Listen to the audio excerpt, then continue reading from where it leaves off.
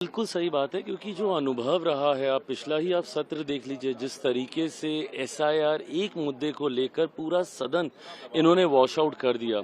Monsoon का जो सत्र था और उसी तरीके के आसार विपक्ष की जिन बयान जो बातें उनकी सामने आ रही है वैसे ही आसार इस सत्र में भी देखने को मिल रहे हैं। तो यकीनन ये उन लोगों को प्रभावित करते हैं जो संभवतः पहली बार जीत कर आए हैं, जो अपने क्षेत्र की अपने प्रदेश की बातों को सदन के पटल पर रखना चाहते हैं। ऐसे में उनको आगे बढ़ने का मौका नहीं मिलता है। तो प्रधानमंत्री जी की ये चिंता बिल्कुल वाजिब है, बिल्कुल सही है। मैं भी जब पहली बार का सांसद बनकर आया था 2014 में, तो ये बातें मुझे तकलीफ देती थी कि यही 5 साल हैं मेरे पास अपनी बातों को, अपनी प्रतिभा को, अपनी क्षमता को सदन के माध्यम से अपने क्षेत्र, अपने प्रदेश तक पहुंचाने का, बट वो मौका भी जब आपको नहीं दिया जाता है तो यकीनन ये चिंता का विषय बनता है। मुझे लगता है कलेक्टिवली ये सबकी जिम्मेदारी है।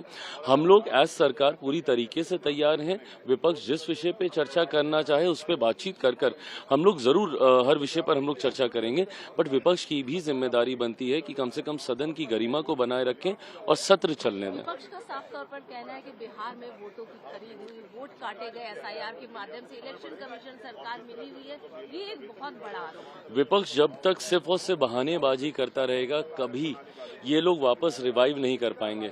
दिक्कत ये है कि ये लोग अपनी हार पे मंथन करने के अलावा जितने संभव बहाने हो सकते हैं उसको खोजने का ये लोग प्रयास करते हैं। For the longest time EVM, I really want to know कि अब ईवीएम्स ठीक हो गए हैं क्या?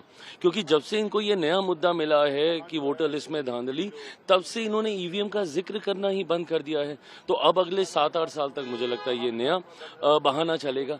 बट बहाने बनाने से नहीं होगा, मेहनत करने से होगा, मंथन करने से होगा। अदरवाइज विपक्ष का रिवाइवल नामुमकिन है।